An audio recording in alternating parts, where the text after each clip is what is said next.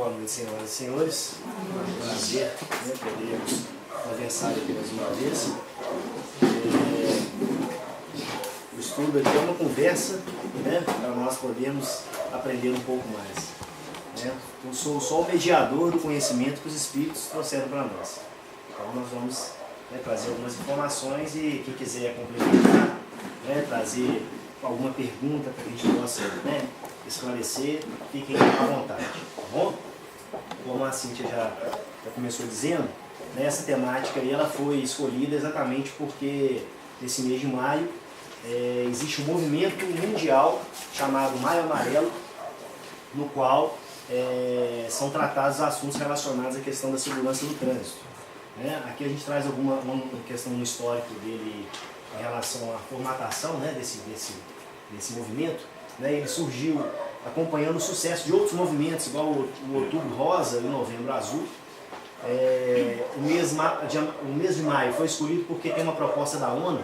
Em 2011 a ONU fez um trabalho e durante essa assembleia lá eles trouxeram vários dados da Organização Mundial de Saúde, tratando da questão da violência no trânsito. E aí foi no mês de maio quando foi feita essa assembleia lá. E foi ocorrido em 11 de maio de 2011. Definiu o período de 2011 a 2020 como a década de ações para a segurança no trânsito, sendo escolhida a cor amarela por ser a cor de advertência no trânsito. Tanto no semáforo, a cor amarela, quanto naquelas placas de advertência também, a cor amarela é utilizada. Então por isso que ficou o maio amarelo. Aí a gente já falou dessa questão da Assembleia Geral das Nações Unidas, que definiu esse período como uma década de ações. E o estudo da Organização Mundial de Saúde contabilizou em 2009 cerca de 1.300.000 mortes por acidente de trânsito em 178 países. Aproximadamente 50 milhões de pessoas sobreviveram com sequelas. São dados, pessoal, que são bem alarmantes. Quando a gente percebe o número de pessoas que morreram, de espíritos que desencarnaram por conta da violência do trânsito, e quantos milhões ficaram com sequelas, nós que estamos aqui dentro de uma casa espírita, temos que começar a pensar um pouquinho sobre isso. Porque será que era através desse movimento aí que as pessoas tinham que desencarnar realmente? Será que estavam programadas essas 50 milhões de mortes através do trânsito violento? Será esse 1.300.000.000, esses 50 milhões de pessoas que têm sequelas, será que realmente elas vieram com essa programação, ou essas sequelas ou essas mortes acabaram ocorrendo por questões de imprudência? Então é mais ou menos o que a gente vai tratar aqui hoje, por isso que a gente está trazendo esses dados aqui para que a gente possa refletir sobre isso. E aí, quando eles começam a desenvolver esse programa, a ideia é fortalecer a fiscalização e adotar leis que cubram os 5 principais fatores de risco que foram identificados aí nesses estudos, que são eles: dirigir sob efeito de álcool, o excesso de velocidade, o não uso do capacete, do cinto de segurança e das cadeirinhas para as crianças. No Brasil, o Brasil no ranking lá dos acidentes, da questão da violência no trânsito, ele ocupa o 5º lugar entre os países recordistas em morte de trânsito. E Minas Gerais, nós especificamente aqui, temos uma das maiores malhas viárias do país. Então isso também nos coloca, infelizmente, numa posição alta nesse ranking da violência no trânsito.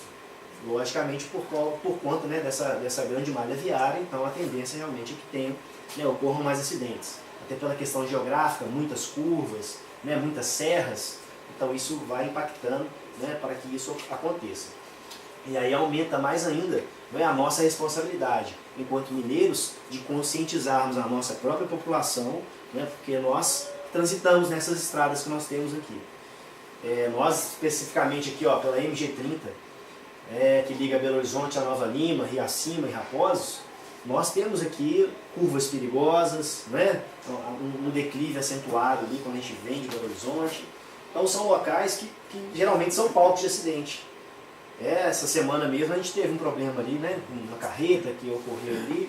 Graças a Deus não teve acidente fatal, não teve vítimas fatais, mas gerou um grande transtorno.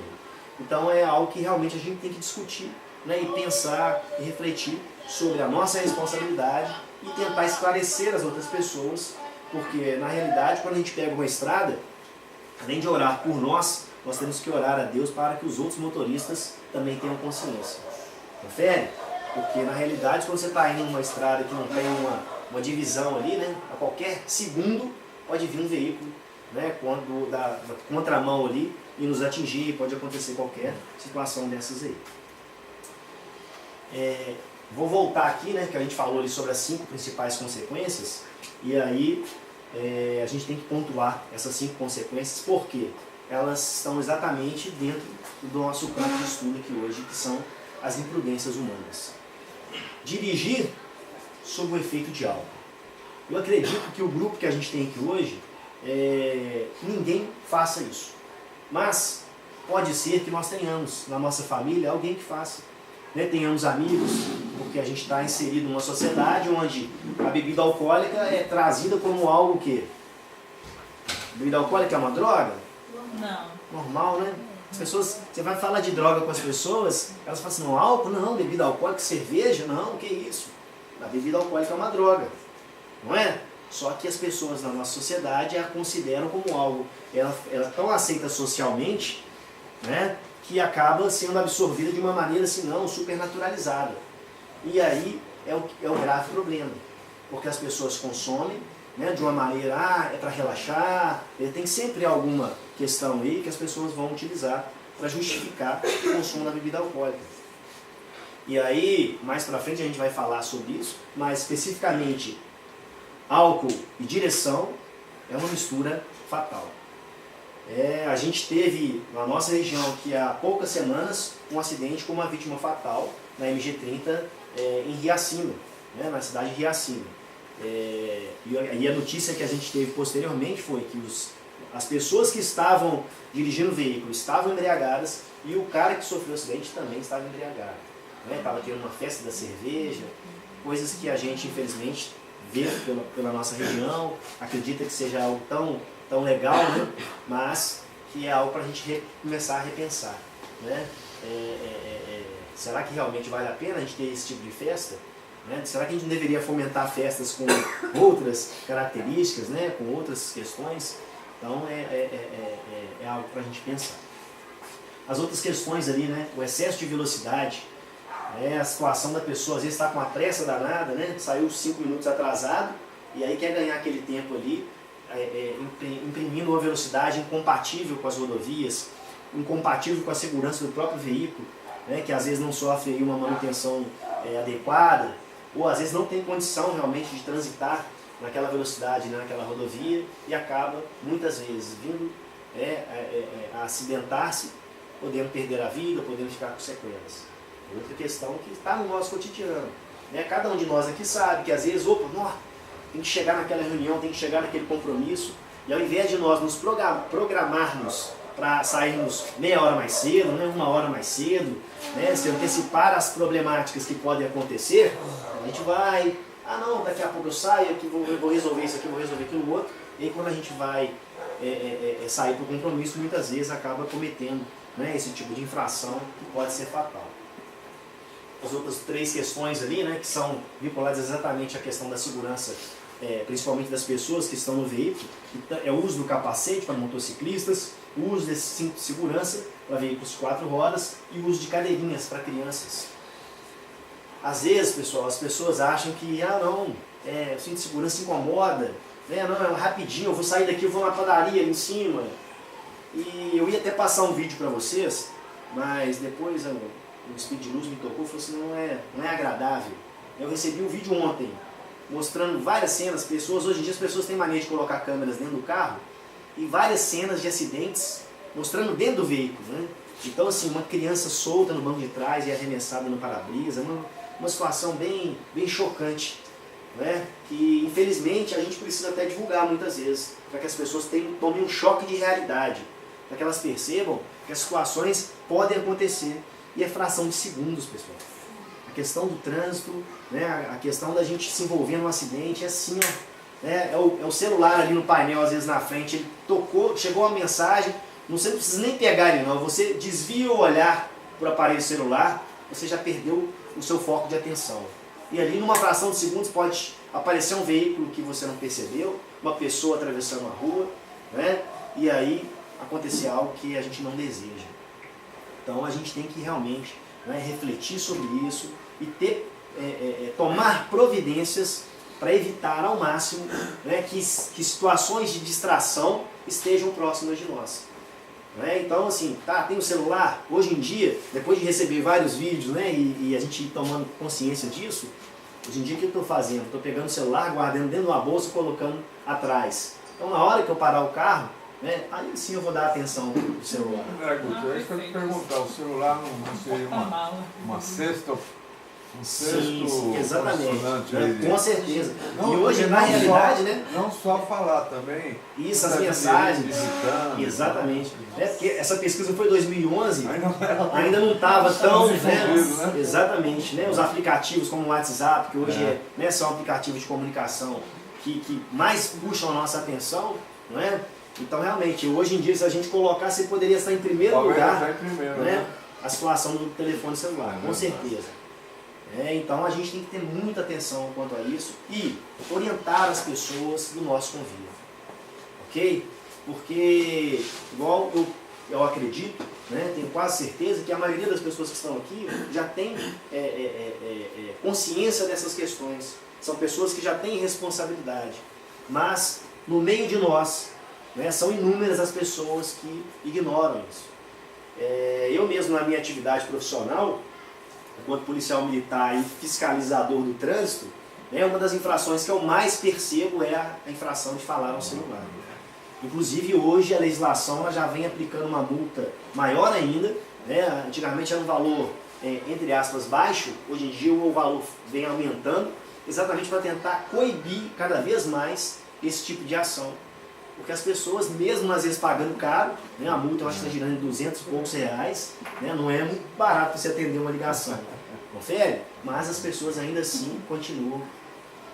Uma vez eu estava assistindo uma palestra falando sobre concentração, assim, e o palestrante, o psicólogo, ele estava explicando, por exemplo, a diferença, por exemplo, mesmo que você esteja conversando com o fone de ouvido, ouvindo a voz, que como você não está vendo aquela pessoa, a diferença, por exemplo, entre você está conversando com uma pessoa que está no carro, carona, e uma pessoa que você está conversando no celular. No celular, a pessoa não está vendo o que está se presenciando.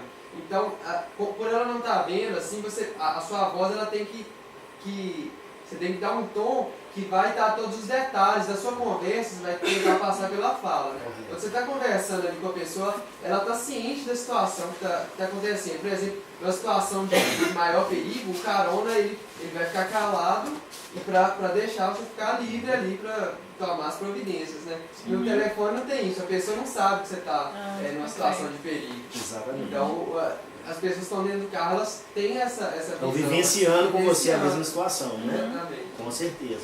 Né? É algo, né? Todo mundo compreendeu aí, pessoal?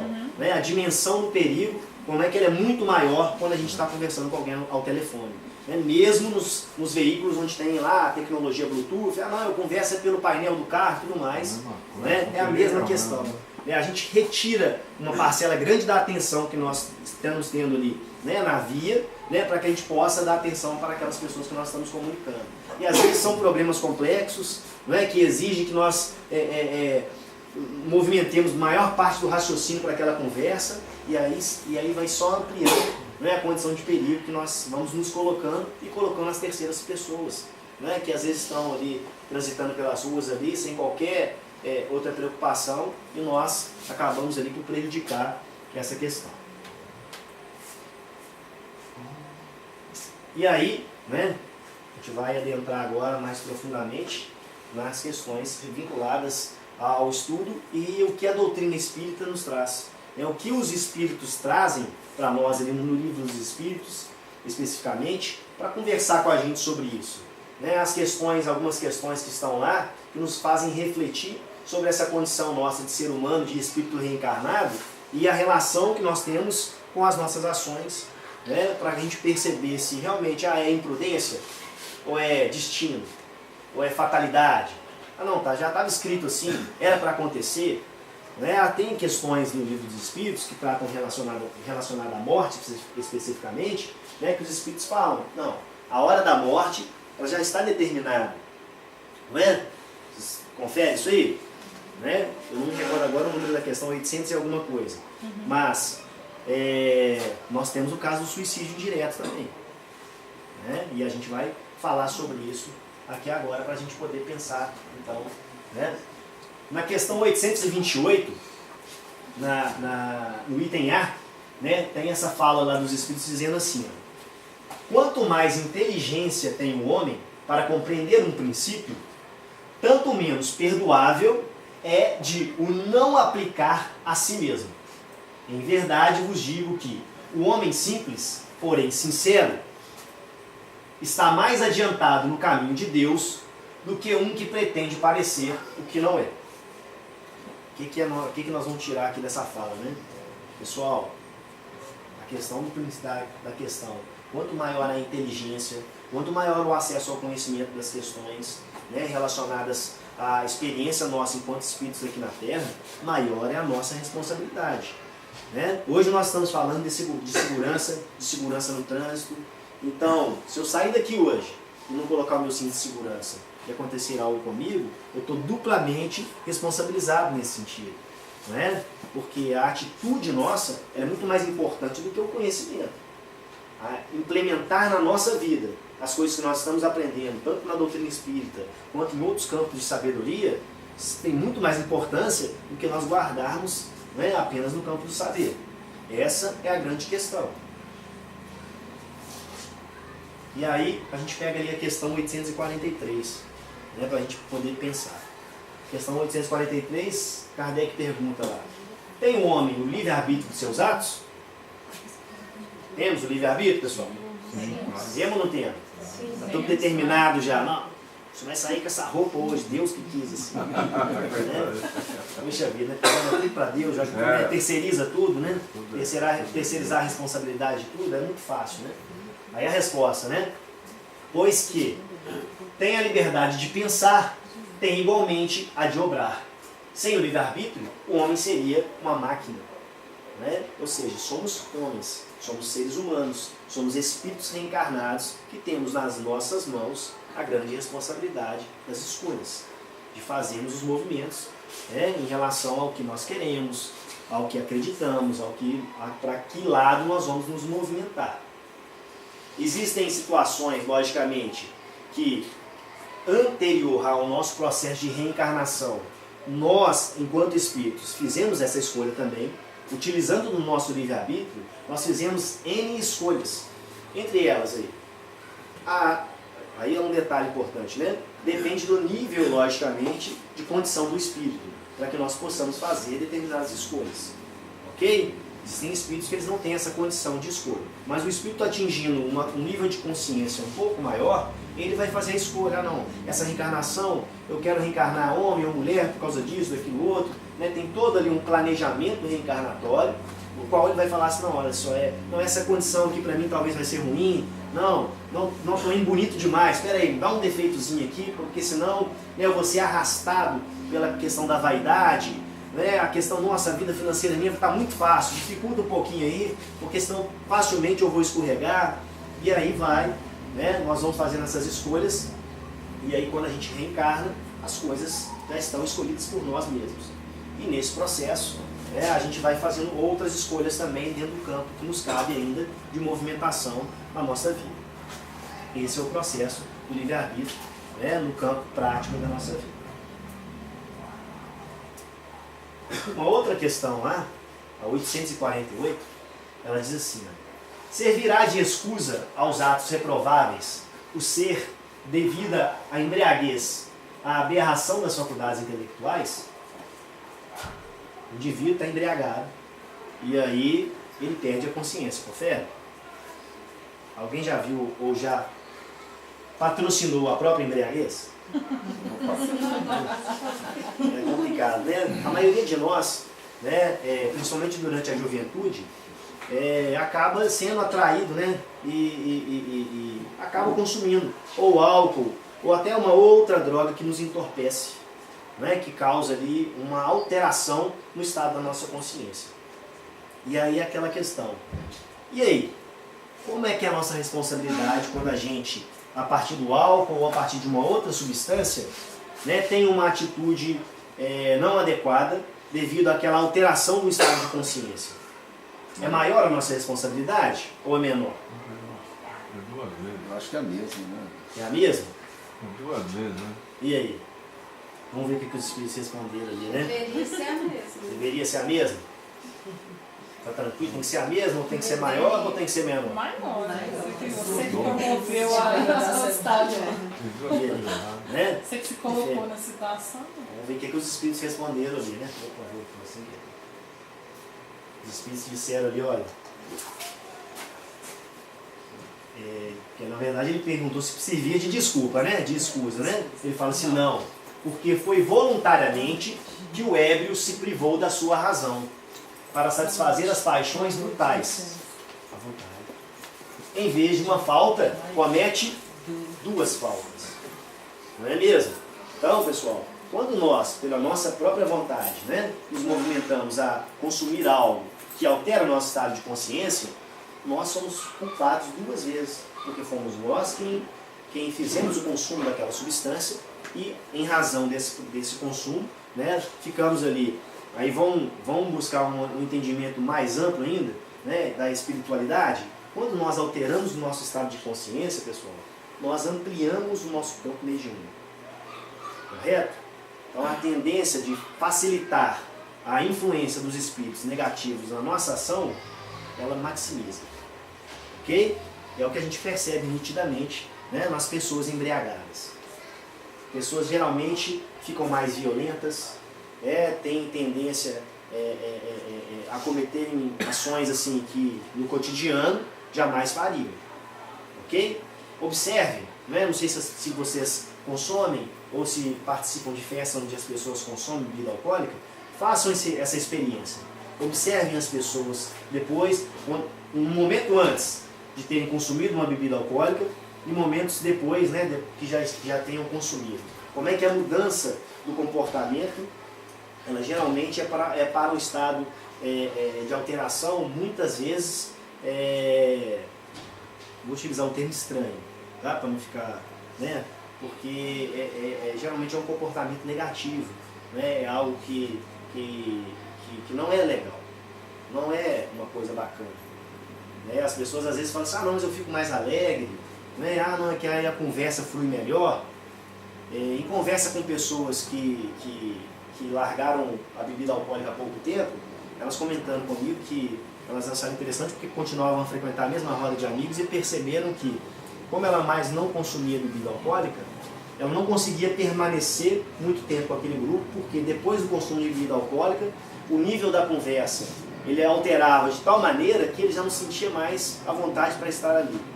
Ele começava a perceber e pensava, refletia, falava assim, poxa vida, eu participava desse tipo de conversa, né? eu me movimentava também nesse campo, né? Então é algo que a gente tem que parar e começar a pensar. Né? Por quê? Porque a responsabilidade que nós temos com a nossa reencarnação, pessoal, ela é muito grande. A gente está às vezes querendo, a gente pega algumas desculpas, né? Porque como, principalmente a questão do álcool, ela é socialmente aceita, então a gente pega e fala assim, não, é um golinho aqui, não faz mal, não, fala que um cálice de vinho, né, faz bem pro coração, poxa vida, correr 3 km também, né? Mas aí, né, peraí, não, prefiro ficar no vinho, né? Então, são questões que a gente tem que começar a refletir, né? Porque o conhecimento, pessoal, que nos é trazido é para a gente utilizar. Não é para a gente poder pegar, tem um Pentateuco Espírita, né? Todos os livros debaixo do braço. Né? Ou então debaixo lá no armário e tudo mais. Se eu não pegar esse conhecimento, trazer para a minha vida e colocar em prática, muito problema a gente vai ter aí nos próximos momentos da nossa vida. Porque nós estamos plantando aqui agora e a colheita, né, com certeza virá. Então é algo para a gente poder, né, pensar o que a gente está fazendo, qual que é o movimento que a gente está fazendo. Uma outra questão que o Livro dos Espíritos nos traz é a questão 859, que diz assim: com todos os acidentes que nos sobrevêm no curso da vida, se dá o mesmo que com a morte, que não pode ser evitada quando tem que ocorrer? E será que é a mesma coisa? Os acidentes que nós temos, os problemas que aparecem, né, na nossa vida, será que eles são da mesma maneira que a morte? A morte já está determinada, confere? Ou alguém aqui ainda tem dúvida que vai desencarnar um dia? Não? Tá tranquilo? Né? Vou plagiar o Mário Sérgio Cortella, né? Tem uma palestra dele que ele fala, pessoal, vou dizer para vocês, um dia vocês vão morrer. Né?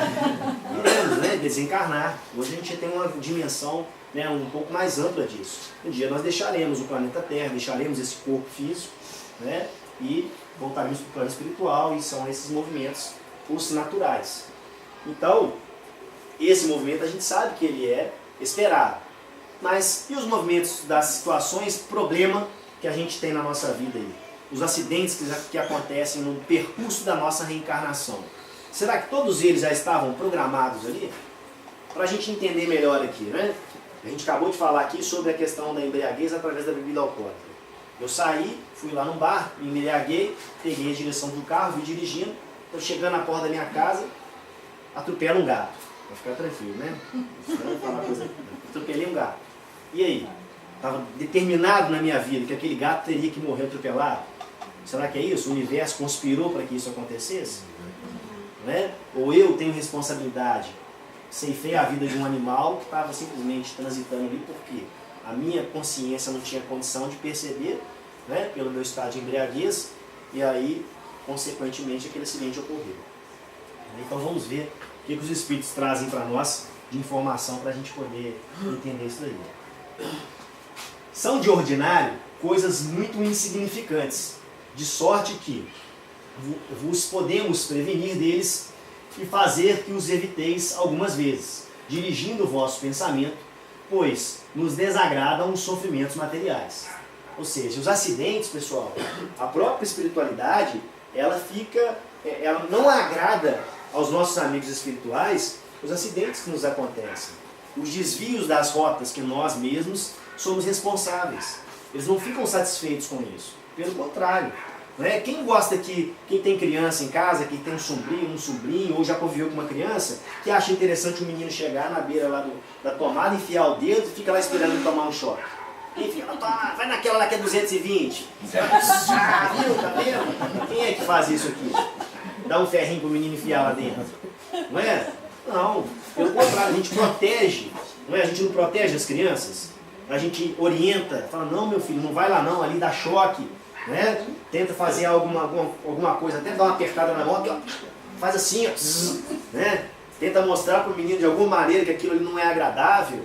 Da mesma maneira, os nossos amigos espirituais estão o tempo inteiro aqui nos cercando. Opa, não vai por aí não. Cíntia, não, aí não. Puxa vida. Mas, como eles nos respeitam muito, né? Como a espiritualidade, além de gostar muito de nós, tem um grande respeito pelas nossas escolhas, logicamente eles não vão tentar conduzir a nossa ação. Eles nos orientam, eles nos mostram o bom caminho, através das intuições, né? Através das conversas que nós temos com eles durante o sono. 24 horas por dia. 24 horas por dia, né? De graça, direto, informação chegando. Né? Só que nós temos o poder da escolha. Somos nós que escolhemos o caminho que nós vamos tomar. E aí os movimentos, muitas vezes equivocados, que nós fazemos aí nesse processo. E aí ele fala assim, continua dizendo assim, ó, isso porém nenhuma importância tem na vida que escolhestes. A fatalidade verdadeiramente só existe quanto ao momento em que deveis aparecer e desaparecer deste mundo. Não é? Ou seja, a questão da fatalidade, ele tem outras questões aqui. Vocês me desculpem que eu deveria ter trazido os elementos das outras questões, né, para ficar um pouco mais didático, mas é porque está falando da fatalidade e da questão da morte, traz algumas questões nesse sentido. E os Espíritos estão respondendo sobre isso, dizendo que a questão, essa fatalidade que é verdadeira, só existe no momento da nossa reencarnação e no momento da nosso desencarne. Isso sim são momentos cruciais. Confere? Agora, as outras questões são movimentos, né, de causa e efeito. Plantamos e vamos colher. Então é por aí, né? Quando a gente quer saber, se a gente quiser saber do nosso futuro, como é que ele vai ser, é só a gente observar o que a gente está fazendo no presente. O que nós estamos plantando aqui agora? A colheita é certa, pessoal. Não tem jeito. Estou aqui com um punhado de semente de mamão. Vou plantar no quintal da minha casa, vou querer colher manga? Vamos tomar que nasce uma goiabeira, né? Uma goiaba vermelha. Vai e planta uma semente de abacate. Tem jeito? Tem jeito, pessoal? Não tem. A natureza já nos mostra como é esse movimento. Se eu quero alegria, se eu quero felicidade, se eu quero harmonia na minha vida, eu tenho que plantar essas sementes. Eu tenho que ser alegria na vida das pessoas, eu tenho que ser harmonia na vida das pessoas, eu tenho que ser perdão, eu tenho que ser amor. Essa é a grande questão. Não é mesmo? Senão, a situação da colheita vai ficar um pouco complicada, né? E aí não tem jeito da gente reclamar, porque nós já estamos tendo conhecimento disso, né? Aí a gente vai pegar uma questão bem específica aqui, está lá no livro Nosso Lar, nosso amigo André Luiz. Para quem não conhece o livro Nosso Lar, alguém aí nunca leu o livro Nosso Lar, não tem conhecimento? O livro Nosso Lar, oi? Tem um filme também, né, para facilitar a vida, que a gente, às vezes nessa vida tão corrida não dá tempo de ler o livro, tem um filme, né, vocês podem assistir, que é um filme bacana demais. O Espírito André Luiz é um espírito que traz, através da psicografia de Chico Xavier, uma série de livros contando sobre a vida no plano espiritual. Tá? E o Nosso Lar é o primeiro volume no qual ele traz a experiência dele de desencarne e conta como é que foi esse movimento, né, da vida dele, conta um pedacinho da vida dele aqui no plano terrestre, né, as situações pelas quais ele passava aqui, né, a situação dele até na vida social dele, e depois o processo de desencarne, o período que ele fica ali no plano espiritual, no local onde a gente denomina umbral, que seria uma espécie ali de purgatório, algo semelhante, né, que é chamado nas outras religiões. E ele nos traz uma série de informações, né, sobre essa questão de ter ido para essa colônia que chama Nosso Lar. Segundo ele, fica ali na região do Rio de Janeiro. E neste livro ele traz essas informações. E a gente pegou um pequeno fragmento que está lá no capítulo 2, quando ele já havia desencarnado, e está lá nesse local que é o umbral.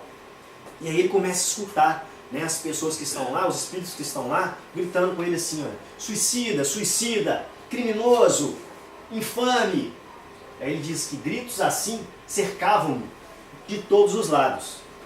Várias pessoas gritando isso com ele. E aí ele fala assim, por que a peste de suicida, quando fora compelido a abandonar a casa, a família e o doce convívio dos meus? Então vamos ampliar aqui, tem que trazer dados, né, do livro para a gente poder compreender. O que acontece? O que conta na história dele lá? O André Luiz era um médico, tá? Um médico renomado na época dele, e desencarna depois de um processo de complicação na região da digestiva dele. Tá? Pode ser um câncer, alguma coisa nesse sentido assim. E aí ele mesmo traz algumas informações falando que ele era um cara que gostava de comer, né? Eu ia falar comilão, mas não necessariamente. Ele gostava de comer bem, né? Fazia o consumo de bebida alcoólica e também fazia o uso de cigarro. Naquela época eu acho que era até charuto, que era mais chique, né? Era um fumante veterano. Era um fumante danado, né? Então, olha só como é que é o movimento, né? Nós estamos falando aqui da imprudência humana, tá? Vamos relembrar para que a gente possa entender por que a gente está falando disso. E aí, nesses movimentos de imprudência dele, porque ele, um médico, né, tinha todo o conhecimento científico do mal que fazia tanto a bebida alcoólica, quanto o cigarro, quanto a alimentação irregular. Ok, pessoal? É outra questão muito séria. A alimentação é algo que nós temos que ter muito cuidado com ela. Apesar da gente não colocar a alimentação como um tipo de droga também, mas de acordo com a forma que nós nos alimentamos, nós prejudicamos sobremaneira o nosso corpo físico. Tem uma nutricionista ali para me ajudar, não é, nutricionista? Verdade? Eu lembro até de uma parte do livro Saúde, que fala da alimentação e dessas questões.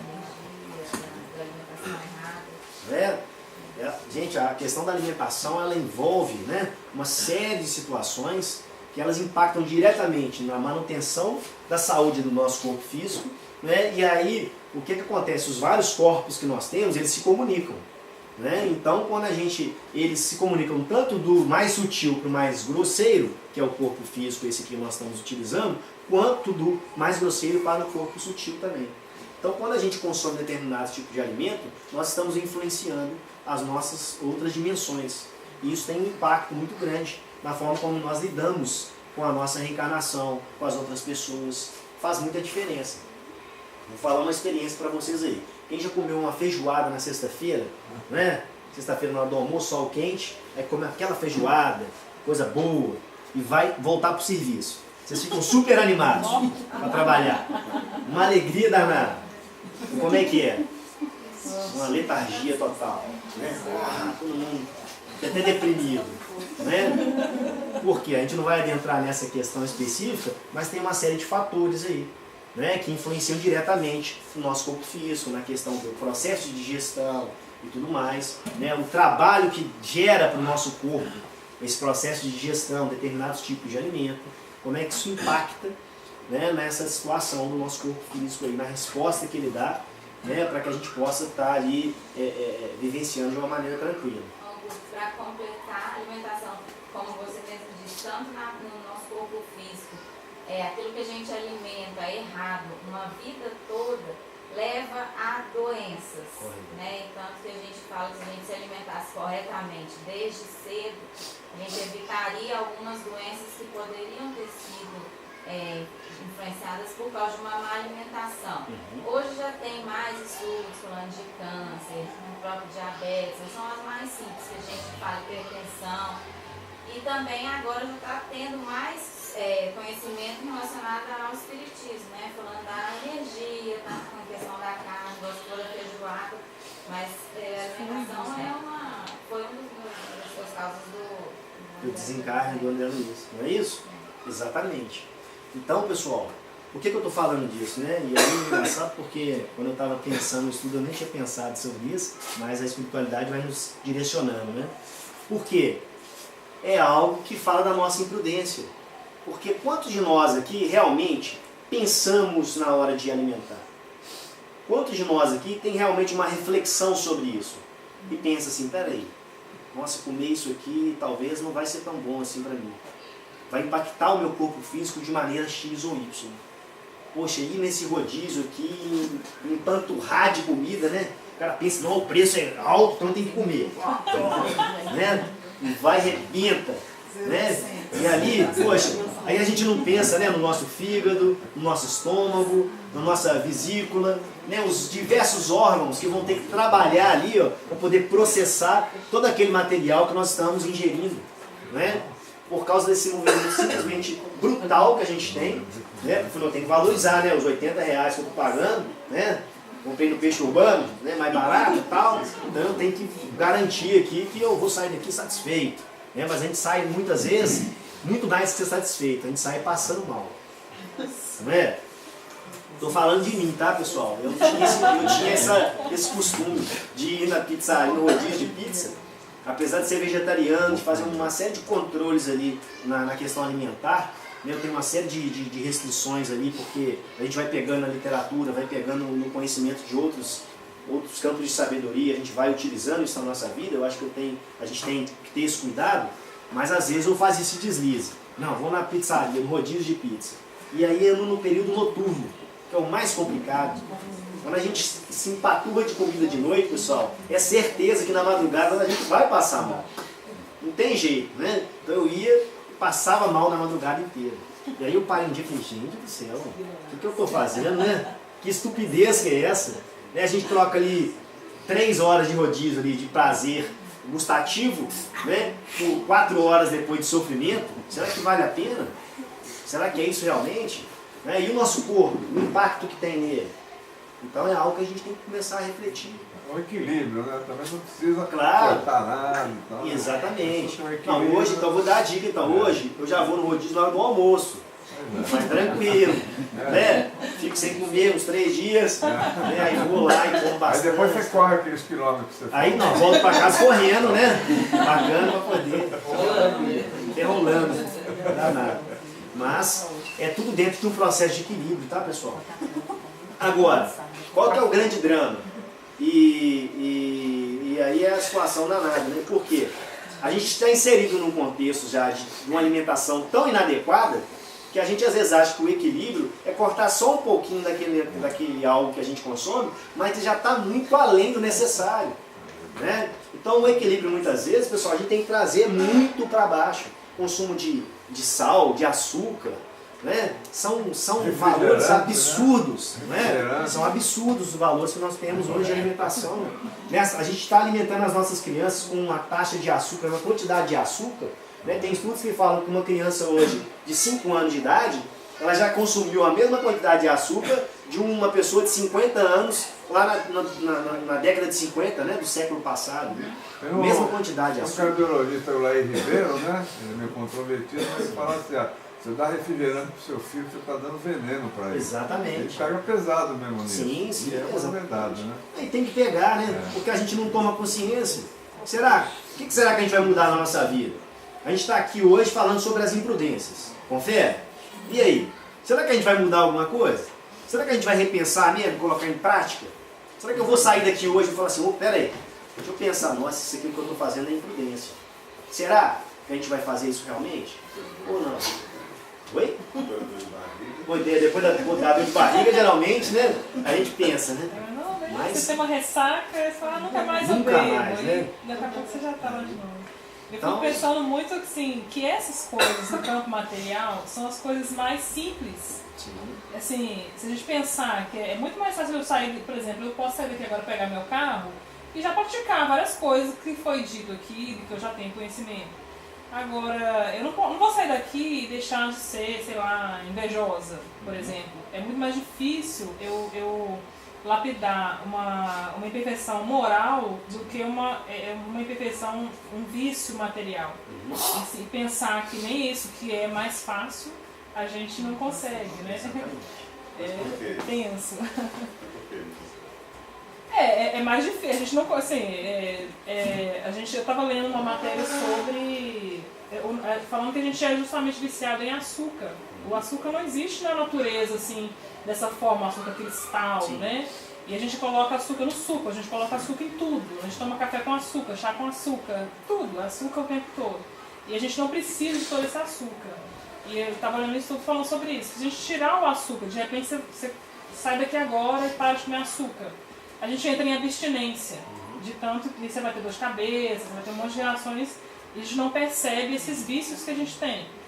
E é difícil pra gente fazer esse movimento, é difícil porque é essa vontade, né? A gente tem que ter uma grande força de vontade pra gente conseguir. Você não consegue superar Aí. Os espíritos já nos responderam, né, pessoal? A nossa própria imperfeição. Aqui, ó, o pessoal mesmo, que já né? tá sabendo. Vocês lembram lá do dedinho? Do dedinho lá do. Tem gente que não estava no estudo aqui, né? Nós já passamos 2 vezes já. Tem uma fotografia, aquela pintura lá na Capela Sistina. Ah, perfeito. Né? Do como é que é, gente? Isso não. É o Michelangelo, né? A pintura na Capela Sistina, na qual tem Deus lá se esticando, né? Uma falange de anjos levando Deus em direção ao homem, Deus lá todo esticado lá, com o dedo esticado para tocar no homem assim, ó, e o homem sentadinho lá assim com o dedinho assim, ó, tombado, né? Esperando Deus encostar nele, né? Não faz esforço quase nenhum. E aí os espíritos nos respondem na questão, acho que é a 659, não sei de cor o número, né? Mas é aquela que a gente fala da questão do esforço, né? Com pouco de vós fazem esforços. Né? Como é que é mínimo o esforço que a gente faz para superar as nossas más tendências? O que vos falta é a vontade. Então, se a gente tem força de vontade, se a gente quer, a gente vai sair daqui hoje e vai mudar N coisas na nossa vida. Está no nosso querer. Mesmo que você tenha vontade, às vezes você se culpa por não conseguir. Sim. Aí você se perde. Com certeza, exatamente. Perseverança, Porque não adianta você querer vencer a encarnação, uma coisa que você manda fazer mais de 1000 encarnações. Então você tem que se perdoar e aos poucos. Exatamente. É homeopático. Se você quiser de uma hora para outra, pequenas você vai virar uma doses, pessoa exato, que vai perfeito. Mas também não adianta você achar que numa encarnação você vai resolver todos os seus vícios. Se você conseguir um, já está bom demais. Se você conseguir a inveja que ela falou, se você conseguir dominar a inveja, já está bom. Com outra qualquer. Você achar que vai dar conta de tudo, para isso que nós temos que reencarnar muito ainda, né? Ó, eu vou ser mais ousado aqui então. Por quê? Pessoal, a maioria de nós trabalha 40 horas semanais para um bem material. Ok? Mas não trabalhamos 5 horas para poder nos aperfeiçoar na questão espiritual. Dificilmente. Tá? Dificilmente a gente faz esse movimento mesmo, né? Desse autoconhecimento, desse trabalho do íntimo. Fala assim, não, hoje, né, eu vou parar e vou ficar o domingo inteiro para eu poder fazer uma meditação, para fazer uma reflexão. Peraí, vamos pensar, um grupo de estudo, um seminário, a galera, vamos juntar todo mundo e tudo mais. O que a gente faz? 1 hora por semana, 1 vez por semana, eu vou na casa espírita ali e tal, né, leio um livrinho de vez em quando e aí vamos. Né? Não estou, logicamente, fazendo da fala do senhor que a gente tem que pegar realmente a questão, não. Colocar, é a grande questão, vamos colocar para nós propostas que estejam realmente dentro do nosso campo de condição de ação. Né? Não vou falar assim, não vou revolucionar a minha encarnação de hoje para amanhã, mas vamos ser mais ousados, né, nesse campo, da mesma maneira que nós somos ousados no campo material.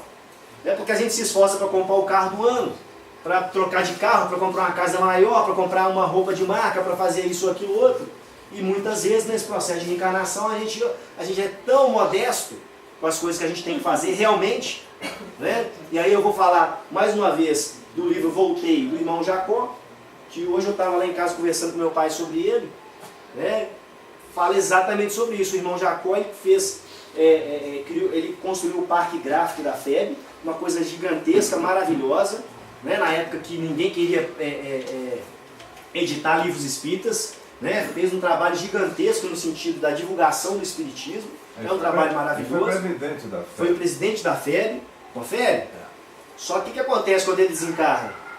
Ele percebe, ele vê os amigos dele que fizeram movimentos no campo material um pouco menores e observa que eles estão com a luz bem mais acesa, né? Ele está meio apagadinho, ele fica meio chateado com aquilo, né? E fala, poxa, mas o que será que aconteceu?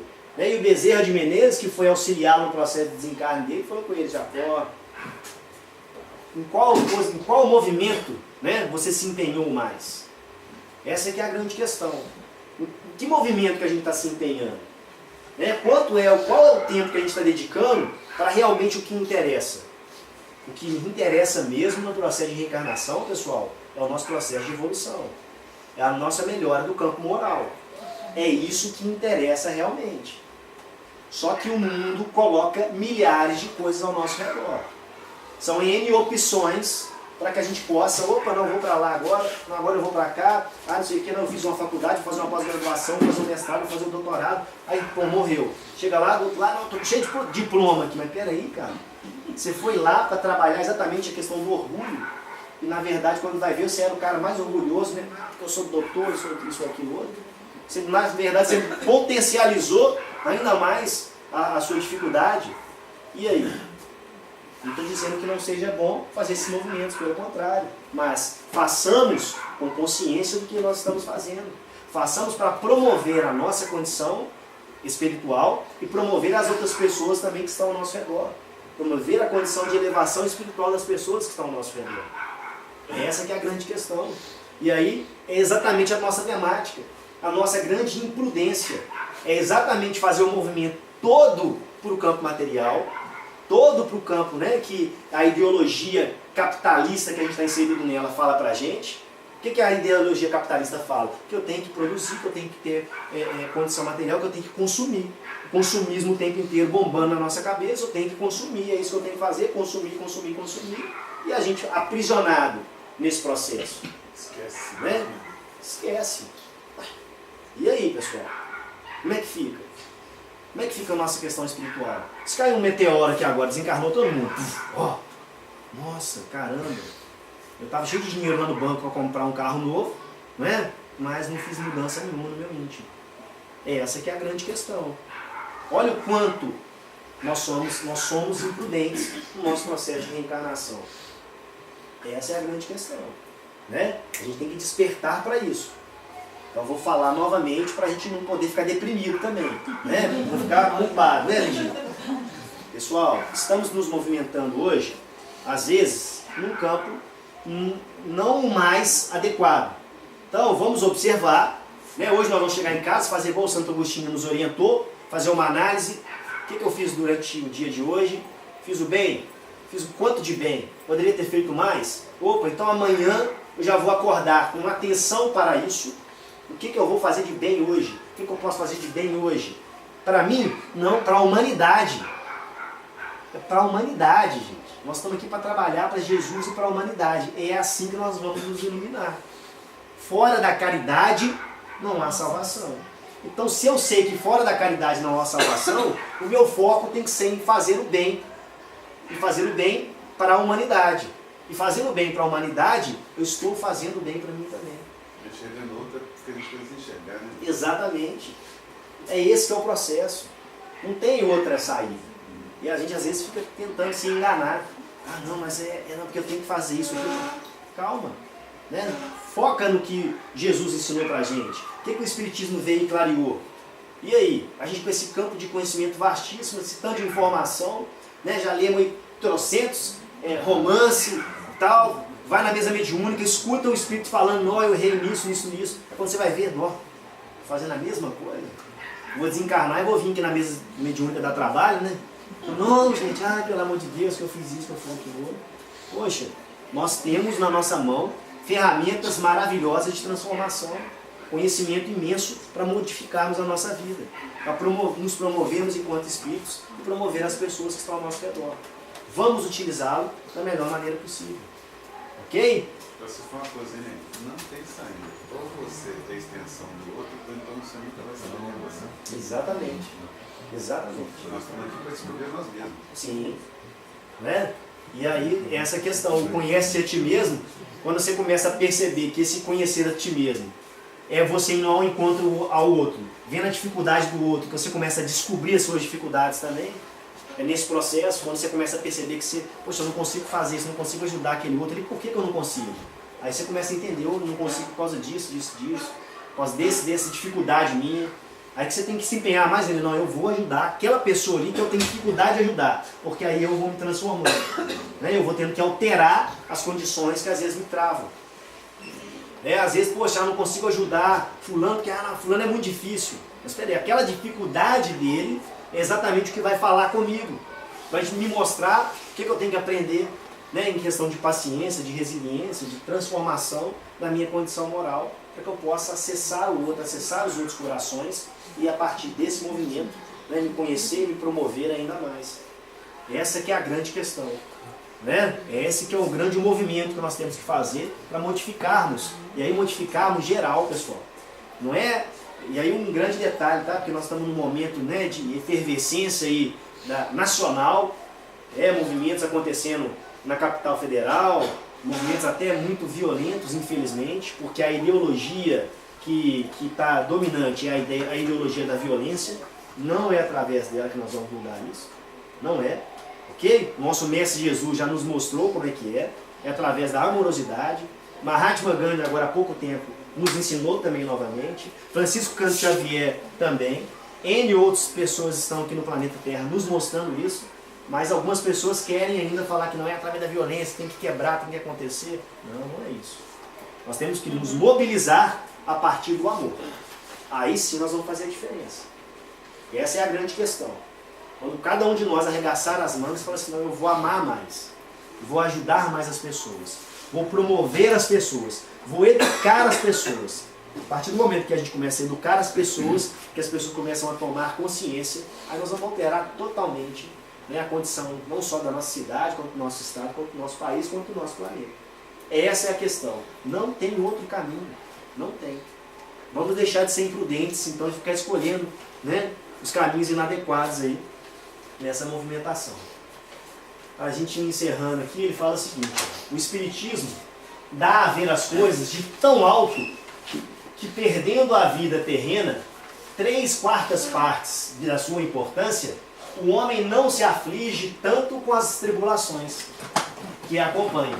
Daí, mais coragem nas aflições, mais moderação nos desejos. É exatamente o que a gente está falando aqui agora. Quanto mais a gente tem consciência de que a gente é espírito, menos preocupação a gente vai ter com a vida material. Menos preocupação eu vou ter em acumular bens materiais. Eu vou falar assim, para que isso? Não é isso que vai fazer diferença.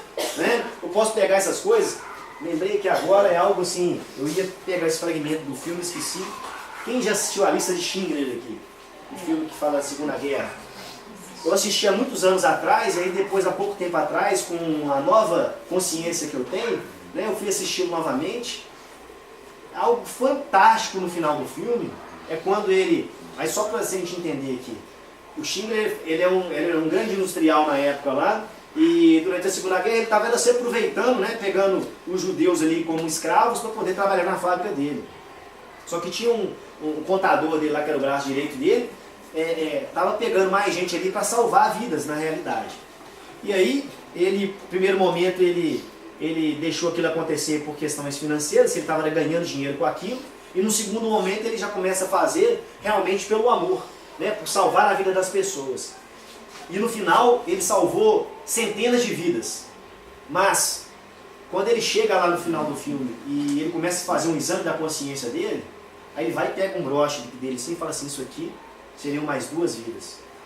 Esse carro seriam mais 6 vidas. E aí ele começa a perceber que ele deixou de salvar ainda dezenas de vidas. Ele não ficou satisfeito pelas vidas que ele tinha salvado, não. Que a consciência dele, pessoal, e aí é fantástico nessa reflexão, mostra para ele exatamente o que ele deixou de fazer. Apesar dele ter feito algo grandioso, foi salvar centenas de pessoas. Então, vamos trabalhar para que a nossa consciência não nos movimente nesse sentido, não se movimente nesse sentido. Né? Quando a gente, no nosso processo de desencarnação, começa a falar assim, poxa, mas você não fez aquilo. Vamos desencarnar tranquilo e falar assim, eu fiz, eu me esforcei, né, para fazer o bem e fiz o bem que eu dei conta. Não é para fazer coisas gigantescas não, mas faz o bem que dá conta para você, dentro da sua casa, com a sua família. Trata o máximo possível com amorosidade as pessoas que estão ao seu redor. Promove a vida das pessoas que estão ao seu redor. Né? Trata bem os funcionários da sua empresa. Promove a vida deles de alguma maneira. As pessoas onde você trabalha. Promova aquelas pessoas que estão ao seu redor. Porque aí sim a sua consciência vai estar muito tranquila. Né? Nesse processo de desencarnação. E não só aí, mas em todo o nosso processo ainda aqui no plano terrestre. Finalizando, ele diz assim, olha, a certeza de um futuro que temos a faculdade de tornar feliz, a possibilidade de estabelecermos relações com os entes que nos são caros, oferecem ao espírita suprema consolação.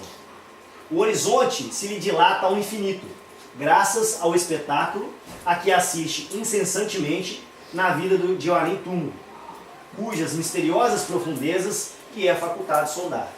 Essa passagem está no Livro dos Espíritos, na conclusão. Eu vou falar para vocês numa boa, eu já estudei o Livro dos Espíritos em grupos, mas eu nunca tinha chegado lá no final, lá tem uma conclusão, tem uma série de questões lá extremamente interessantes. E aí pesquisando, falei, caramba, olha só, uma mina de ouro que agora tem para estudar, que é no finalzinho, lá, a conclusão, várias questões interessantes. E está lá no finalzinho, no item 7 da conclusão, né, que fala exatamente essa situação. Que aí, nesse processo todo, né, e nessa condição que o Espiritismo tem de nos mostrar a situação do além-túmulo, da questão da vida espiritual, esse processo todo que nos aguarda, né, nos traz ali um acalento ao coração, uma tranquilidade para que nós possamos, né, trabalhar ainda mais, com mais força de vontade, com mais alegria, nos trabalhos que a gente às vezes acha que é meio difícil, né, meio chato, mas que a gente começa, né, a trabalhar ainda mais, né, com alegria nesses processos aí. Você pegou o céu e inferno. O céu e o inferno também, né?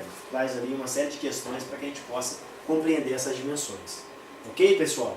Eu espero que todos tenham compreendido, né, mesmo que minimamente, mas a grande questão é essa. Né? Vamos pegar hoje, pegar amanhã, começar a modificar algumas imprudências, algumas situações, né, que a gente às vezes perceba que não são as mais adequadas, e vamos modificar a nossa vida. Né? Vamos tentar modificar a vida das pessoas ao nosso redor, conversando com carinho, com amor. Não é para violar as consciências, não é para oprimir as pessoas, mas esclarecê-las, né? Mostrar que existem outras condições de vida, existem outras possibilidades de continuarmos nesse processo de reencarnação, né? Fazendo bem sem olhar a quem. Ok? Gratidão a todos aí, boa noite.